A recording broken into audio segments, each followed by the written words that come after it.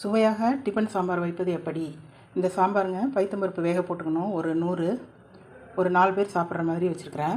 சின்ன வெங்காயம் இந்த அளவு, சாம்பார் தூள் ஒரு டீஸ்பூன், பச்சை மிளகாய் 4, சீரகம் தான் மெயினுங்க தாளிக்கிறதுக்கு, கடுகு உளுந்து பருப்பு, ஒரு நாட்டு தக்காளி, கருவேப்பிலை, அடுத்து பெருங்காயம்.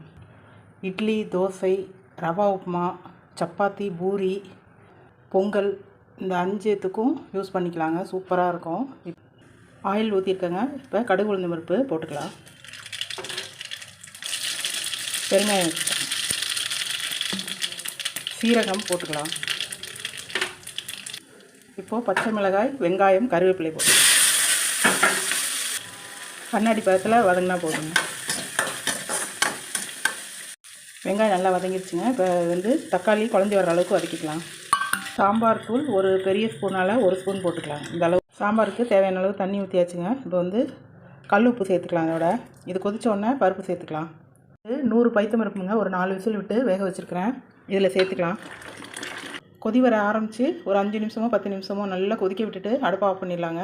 இது சூப்பராக இருக்கும். சிம்பிளாக தான் இருக்கும், ஆனால் சாப்பிட்டு பாருங்கள். பொங்கலுக்கு, தோசைக்கு, இட்லிக்கெல்லாம் சூப்பராக இருக்கும். நீங்களும் செஞ்சு பாருங்கள். இந்த வீடியோ பிடிச்சிருந்தால் லைக் பண்ணுங்கள், ஷேர் பண்ணுங்கள், கமெண்ட் பண்ணுங்கள், சப்ஸ்கிரைப் பண்ணுங்கள். தேங்க்யூ.